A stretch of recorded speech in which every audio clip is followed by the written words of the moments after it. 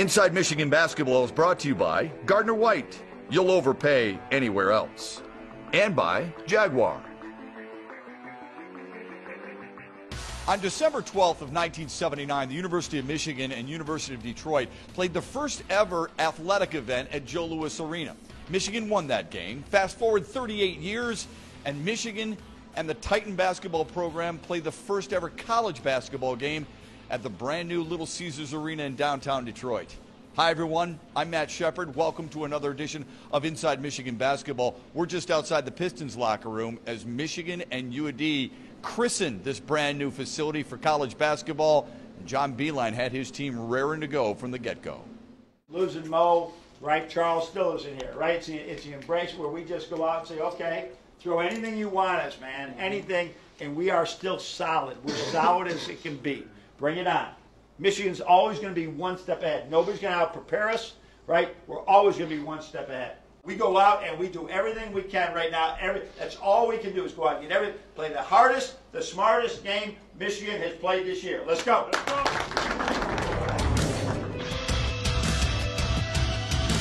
It was an offensive challenge to start for both teams. Michigan had really good looks, but made just 3 of their first 11, yet they led it by 5 because of their defense, holding the Titans without a field goal for the first 7 minutes and 50 seconds.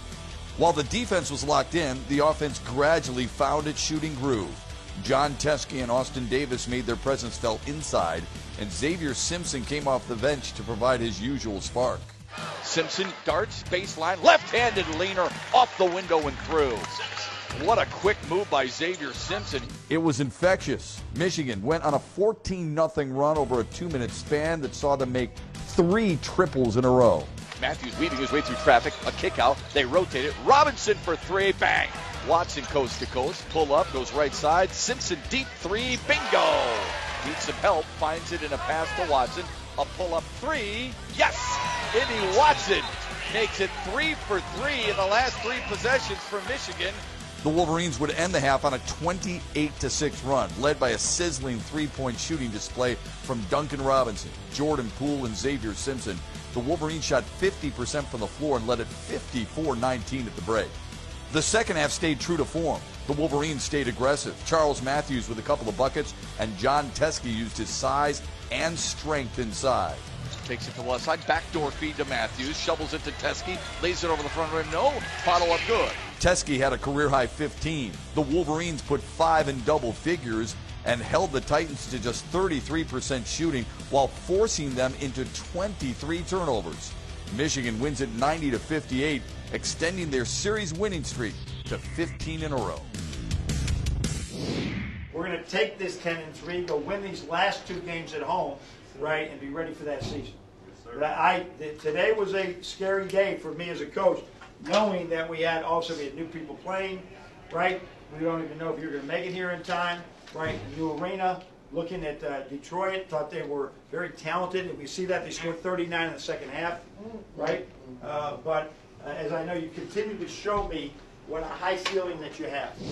We came together. We knew that team was going to be kind of like a run-and-gun team. So we just had to stay poised, stay together. They had home court advantage, but we stuck together as a team, and we came out with a dub. One man goes down, just another man steps up.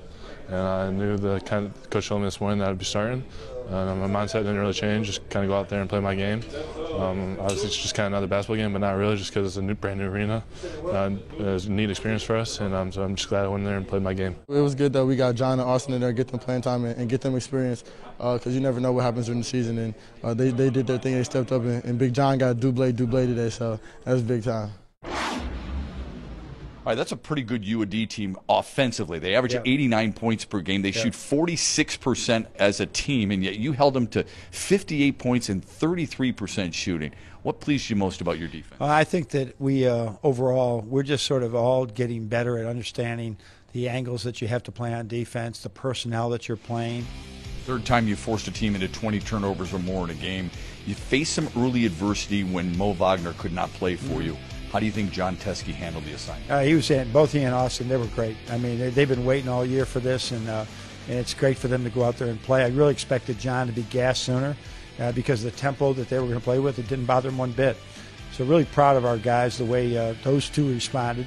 And we were able to still just get the lead and get so far out that they couldn't catch us. Xavier Simpson seems to have embraced his role coming off your bench. He had more assists than the entire Titan team. Why is that so important for him to give you that type of energy? Yeah, he's growing. There's a couple things. His assists were great, and he didn't have any personal fouls. And that's something that he has a tendency to want to, you can get away with that in high school, steal the ball from a guy when he has it. But guys are too good at this level. You'll just foul, and then they're in the double bonus or in the bonus when they're getting easy points. You can't lock down and play it at tough times. So I just like his growth right now, his maturity and things like that. Love coaching him every day. Bench has been unbelievable. 7 times this year, your bench has outscored the opponent's bench. A final thing, Charles Matthews started with a little bit of a struggle offensively in the first half. What allowed him to get into that groove in the second half? Well, I think what people have to know, that Charles wasn't here until half an hour before the game time. His grandmother had passed away, unfortunately, and he flew to Chicago and flew back, and we got him here in time. And here he is right now playing in the game, and it took him a little bit to get used to the arena. So the first time he saw the arena was when he warmed up. Just warm up and play. So I'm really proud of him. He's growing every day as well. Congratulations on an impressive win. All right, thanks, man. Stay with us, because a little bit later on, we'll introduce you to the new assistant coach, DeAndre Haynes. It's a special day for him.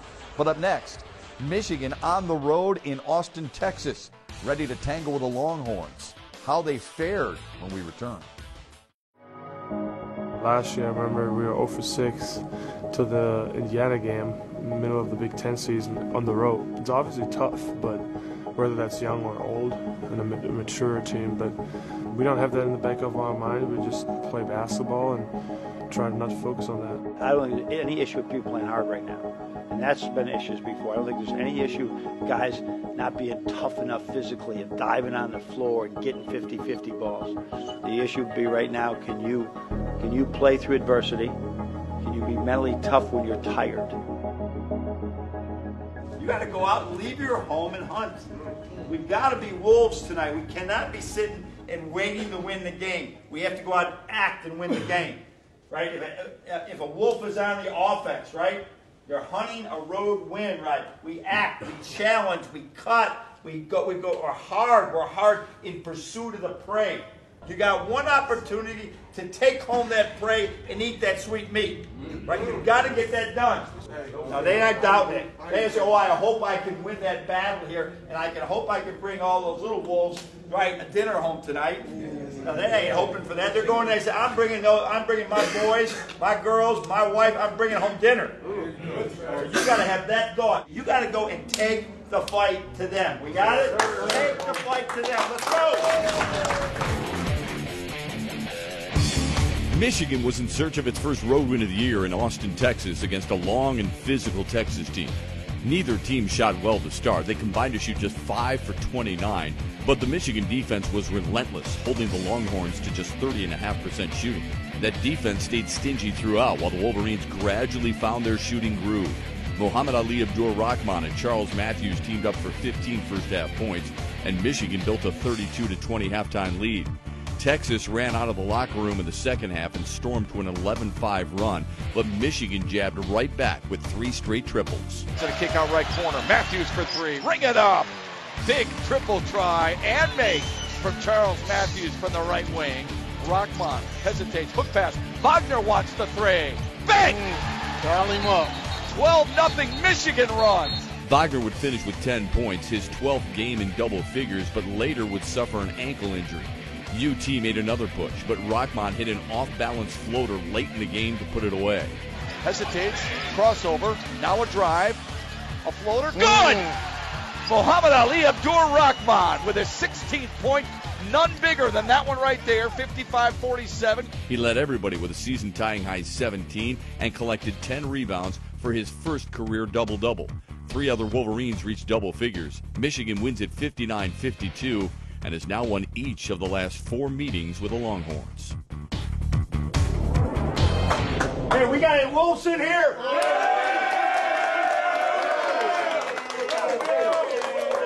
You got that one road win that you got to get against a good team, right? And now we got to move forward. You can be really good.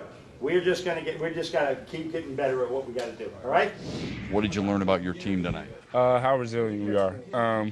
and how we handle success. We won last game, had a big game against UCLA, and pulled that one out, and we didn't let that get to us. We learned from that as well, and we came out today and played hard for 40 minutes and got the win. What impressed you most about the way your team played tonight? Our resolve, again, just like it was with UCLA, that we were up, and then we almost were down very quickly, very much like Ohio State. And they came out, and Mo was in the huddle saying, "This not happening today. It's not happening." And he had missed a bunch of wide open shots prior to that. And then he nailed 2, and Charles got 1, and all of a sudden we're back to 12. So that was impressive. And in order to do that, Matt, you got to get stops on the defensive end. We did that. How important was that 9-0 run when they get to within 4, and then you guys answer right back with two of your leaders? Yeah, that was important that Mo could get it done, and then Charles was big, and then they made another run, right? And Muhammad certainly made a lucky shot, but we've been on the other side of some of those, Matt. But I think Muhammad's runner was the deal breaker for us. And he worked on it the last couple of days because he has not been finishing that shot, and we just have to work on it more. Well, you were like a good baseball manager. Every move you made worked for you tonight. So many different guys contributed in so many different ways. Not necessarily scoring, but guys like Isaiah Livers just buckling down and making some big rebounds. Yeah, it is right now we're trying to figure out who this team is and what we have to do to make us better. I'm just so anxious to get to practice. I see the potential in this team. I see the potential in Isaiah Livers and Eli Brooks and Jordan Poole, but we just don't have time to get there. So we got to throw them in, and hopefully they're learning in these games. And I don't know if the substitution and the timeouts worked, but we got a W, and that's all I care about. Lastly, obviously you're going to get some road wins this year, but I hope how so. important is it to do this against a very good team that averages 78 points a game and was ready and rearing to go for you because they hadn't played since December 5th? Well, let's not forget that their leading scorer was out, but at the same time, we needed it. Our league needs to just keep winning as well. We got some opportunity for us to sweep UCLA and Texas within a couple of days, and now, albeit those two teams aren't at full strength right now, but it's still 2 W's that we needed to get. Coach, congrats. All right, thanks, Matt. Time now for this week's Alro Steel Ironman of the Week. Here's Ed Kongursky. Thanks, Matt. Joined here with Charles Matthews, 20 points and 7 rebounds today. And Charles, some people may not know that you played this game with a heavy heart, attending the wake of your grandmother last night in Chicago. Just tell me what kind of burden that was for you today. It was tough, but I just stayed positive through it all. I said when I touched her, we're going to win this game for you tomorrow. And I have great teammates, great coaches, staff, so they just embrace me. And being in an environment like this, take your head off all of the negativity that's going on elsewhere. I just wanted to win for her. I didn't want to put on a special game because, like I said, she wouldn't want me to continue being myself. And I never put myself above the team, so I said, Granny, we're going to win this game for you. And I was happy in the second half. My legs kind of got more rejuvenated, but we had a great effort today. Big sleep. How much you have?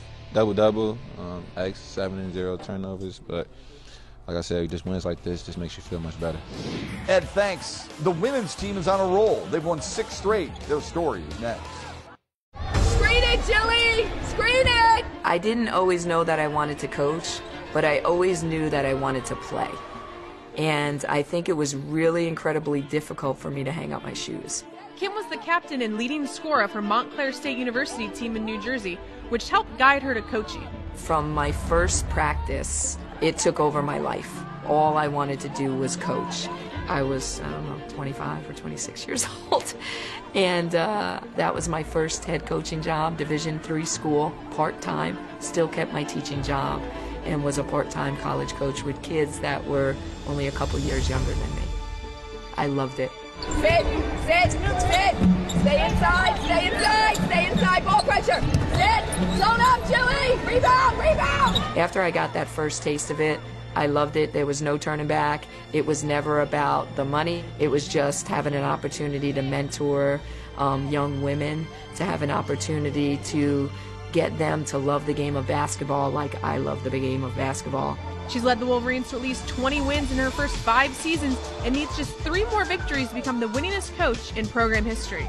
I love the practices and I love to see our improvement, but then the game comes and you really like to see, oh my goodness, they get it. and it's clicking. And they're really doing what we worked on. Hey, on flare screens, you can't get stuck on the inside. There needs to be a contest there.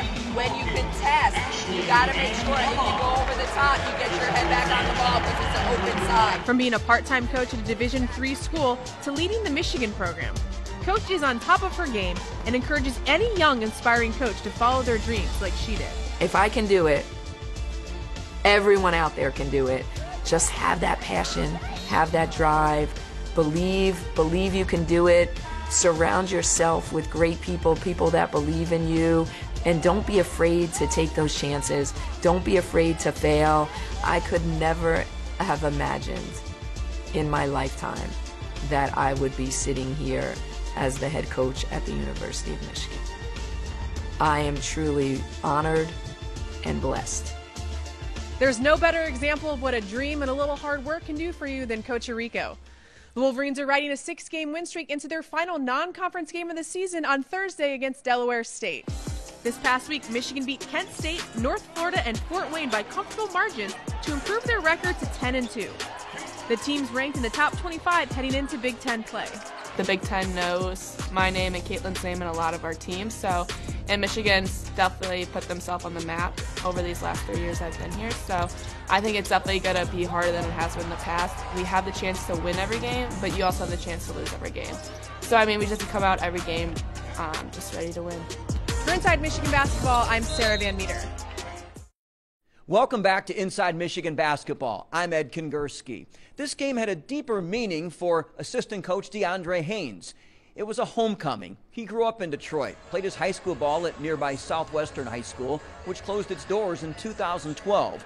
So coming back to his hometown as a Michigan Wolverine was emotional and nostalgic all at the same time. Our Leaders and Best series is brought to you by Gardner White Furniture. So it's going to be a great moment for them to see me in the city of Detroit coaching under Michigan. And it was a great moment. Haynes says his mother had tears in her eyes the first time she watched him coach at Chrysler. For his folks, this was poignant on a different level, back in the city where he learned to love the game. It's wonderful, it is, to see him doing his good job and coming home.